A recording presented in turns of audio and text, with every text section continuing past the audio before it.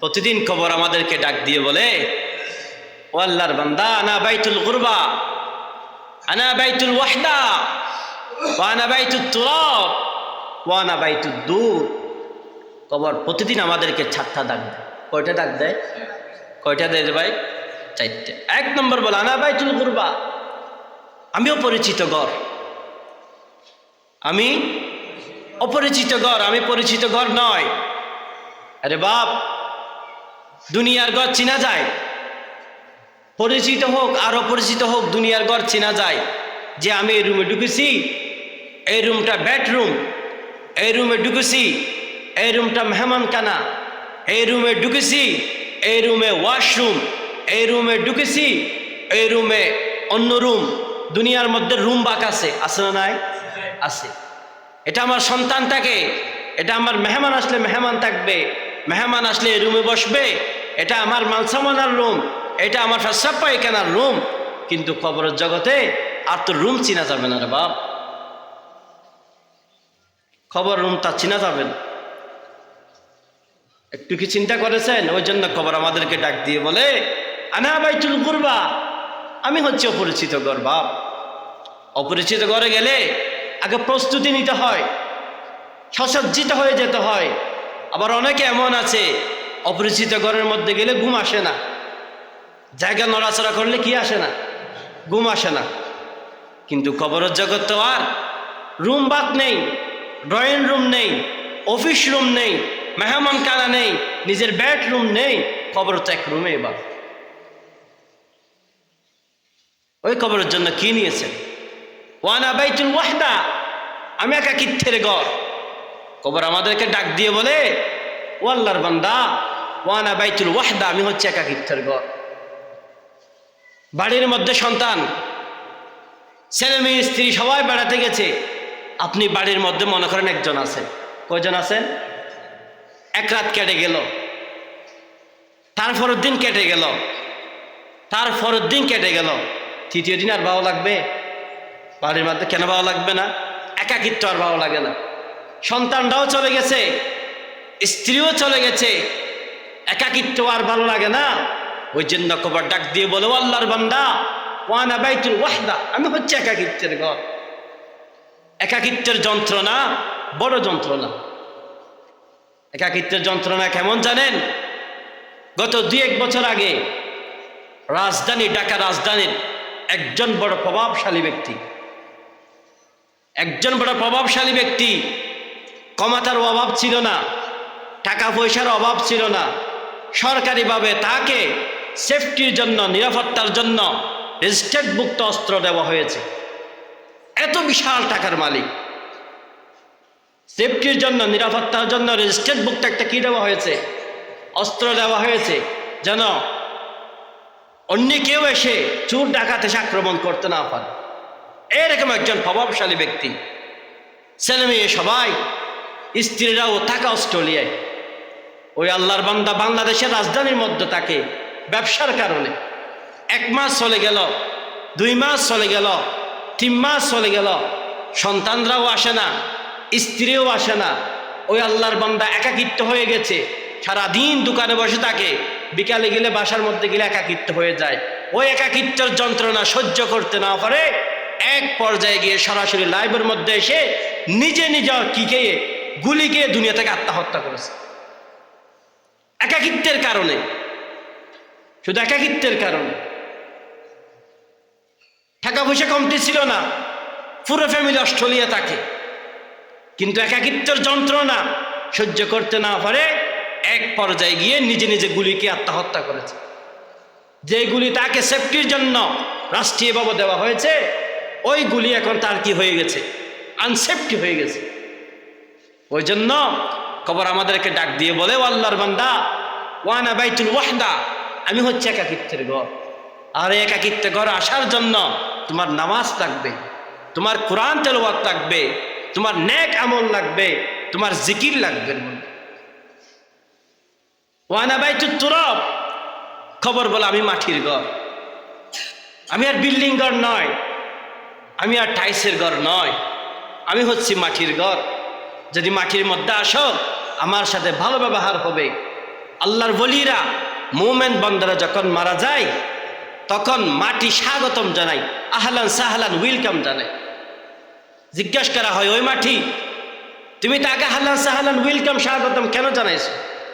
তখন মাটি ডাক দিয়ে বলে, আমি মাটির উপর যত মানুষ আছে তার মধ্যে সর্বশ্রেষ্ঠ মানুষ হলো ওই ব্যক্তি, যে ব্যক্তি মারা গেছে, যে আল্লাহর ওলি মারা গেছে, যে মুমিন বান্দা মারা গেছে, সেই ব্যক্তি আমার সাথে মুলাকাত করবে সরাসরি। ওই জন্য আমি আমার ওই বান্দাকে আহলান সাহলান ওয়েলকাম স্বাগতম জানিয়েছি।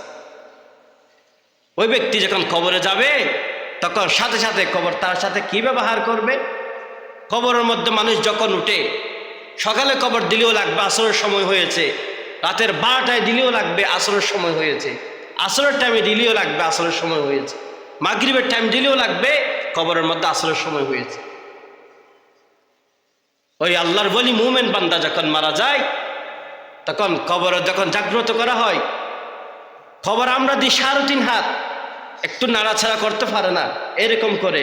কিন্তু আল্লাহর ওলি যখন মারা যাবে, মুমিন বান্দা যখন মারা যাবে, কোরআন তেলাওয়াতকারী যখন মারা যাবে, নামাজ আদায়কারী যখন মারা যাবে, ওই ব্যক্তি চোখ খোলার সাথে সাথে তার চোখের দৃষ্টি যতটুকু যাবে আল্লাহ তাআলা তার কবরকে তত প্রশস্ত করে দেবে। আর যে ব্যক্তি বেঈমান মারা যাবে, মারা যাওয়ার সাথে সাথে মাটি বলবে আহলান সাহলান আর দিবে না। মাটি বলবে তুমি আমার কাছে আসিও না, তুমি আমার কাছে আসলে তোমার সাথে আমি ভালো ব্যবহার করব না। কেন ভালো ব্যবহার করবে না? তুমি আমার উপরে চলাফেরা করে সব কিছু করে আমার সাথে গাদ্দারি করেছ, আমার কোরআন মানো নাই, আমার কোরআন পড়ো নাই, নামাজ পড়ো নাই, দুনিয়ার মধ্যে নাফাক অবস্থায় চলাফেরা করেছ। ও আল্লাহর বান্দা, তুমি আমার কবরের নিচে আসিও না, আমার সাথে দেখা করতে আসিও না। যদি আমার সাথে দেখা করতে আসো, তোমার সাথে আমি ভালো মামলা করব না। তারপরেও কি দুনিয়ার মধ্যে কেউ তাকে কবর দিয়ে দেয়? কবর দিয়ে দেয়। ওই আল্লাহর বান্দা যখন কবরের মধ্যে ঢুকে যাবে, যখন মানুষ সবাই চলে আসবে, ওই কবর তাকে একটা প্রথম শাস্তি দিবে। ওই কবরে যে সংকীর্ণতা আছে, এমন একটা ছাপ দিবে কবরে, যে ছাপের কারণে হাদিসের মধ্যে রাসূলুল্লাহ বলেছেন ওই কবরের ছাপটা হবে এরকম। কিরকম? হাদিসের মধ্যে এসেছে ওই কবরের ছাপটা হবে এরকম। তার মানে কবর প্রথম যে একটা ছাপ দিবে, ওই ছাপের কারণে ডান হাতের হাড্ডিগুলো ভেঙ্গে বাম দিকে চলে আসবে, বাম দিকের গুলো ভেঙ্গে ডান দিকে চলে আসবে, উপরের গুলো নিচে, নিচের গুলো উপরে, উলট পুলট হয়ে যাবে। বাপ, যে জমিনের উপর চলাফেরা করতেছেন, ওই জমিনে তো একদিন যেতে হবে। মিনহা খালাকনাকুম ওয়া ফিহা নুঈদুকুম ওয়া মিনহা নুখরিজুকুম তারাতান নুখরা। যে মাটি থেকে তোমাকে সৃষ্টি করেছি, যে মাটিতে চলাফেরা করতেছ, আবার সেই মাটিতে যেতে হবে। এদিকে একটা দেখেন না, একটু গসে একটু ফু দেখেন না, এগুলো সবগুলো ময়না বেটি বাপ। একটু গসে দেখেন, যখন হাদিস আয়াতের তাফসীর আমরা পড়েছি, হুজুর আমাদেরকে এভাবে বলেছে, হাত বাহির করো, করছি, গসা দাও, আবার ফুঁই দেখো, সবগুলো মেনামিটির গন্ধ রে বাপ, সবগুলো মেনামিটির গন্ধ। এই মাটি দিয়ে আমাদেরকে তৈরি করেছে, এই মাটিতে আমরা রাজত্ব করতেছি রে বাপ। আবার এই মাটিতে যেতে হবে। কার সাথে বাহাদুরি করো রে বাপ? কার সাথে টাকার বাহাদুরি করো, ক্ষমতার বাহাদুরি করো? কবর তো আর ক্ষমতাওয়ালা চিনে না, টাকাওয়ালা চিনে না, প্রধানমন্ত্রী চিনে না, চিনে? ফকির চিনে না, ধনী চিনে না, গরিব চিনে না। ঠিক টাইমে ফাইদা জাআজালুহুম লা ইস্তাখিরুনা সাআতান ওয়া লা ইস্তাকদিমুন, ঠিক টাইমে চলে যেতে হবে বাপ। ওই জন্য কবর বলে ওয়ানা বাইতুত তুরাব, আমি হচ্ছি মাটির ঘর। ওয়ানা বাইতুদ দুদ, আমি হচ্ছি পোকামাকড়ের ঘর। বাপ, দুনিয়ার মধ্যে রাতে একটা মশা কামড় দিলে ঘুম আসে না, কানের মধ্যে এসে মশা ব্যান ব্যান ব্যান করলে ঘুম আসে না। কত কিছু কিছু ব্যবহার করতে হয়, মশারি ব্যবহার করতে হয়, মশার খয়াল ব্যবহার করতে হয়, মশার স্প্রে ব্যবহার করতে হয়, কত কিছু ব্যবহার করতে হয়, তারপরেও ঘুম আসে না। যদি পাশে একটা সাপ দেখে 3.5 হাত উপরে লাফ দিরে বাপ, ভয় লাগে। ওই কবর বলে ওয়ানা বাইতুদ দুধ, আমি হচ্ছি সাপের ঘর, আমি হচ্ছি পোকামাকড়ের ঘর। আর দুনিয়া সাপ আর তো কবরের সাপ এক নয় রে বাপ। হাদিসের মধ্যে এসেছে, রাসূলুল্লাহ বলেছেন কবরের মধ্যে সর্বপ্রথম 70টা সাপ দেওয়া হবে। কয়টা? 70টা। তাদের রাগ, তাদের বিষ কেমন হবে জানেন? ওই 70টা সাপের এক সাপ যদি দুনিয়ার মধ্যে এসে এভাবে একটা হাওয়া ছাড়ে দেয়, কি ছাড়ে দেয়? যে শ্বাস নিছে না, একটা শ্বাস ছাড়লে হবে রে বাপ, কিয়ামত পর্যন্ত আল্লাহর জমিনে আর কোনো ফসল উৎপন্ন হবে না। এত বিষধর সাপ। কিয়ামত পর্যন্ত শত ফুরাক ব্যবহার করেন, শত কিছু ব্যবহার করেন রে বাপ, কিয়ামত পর্যন্ত আর কি হবে না?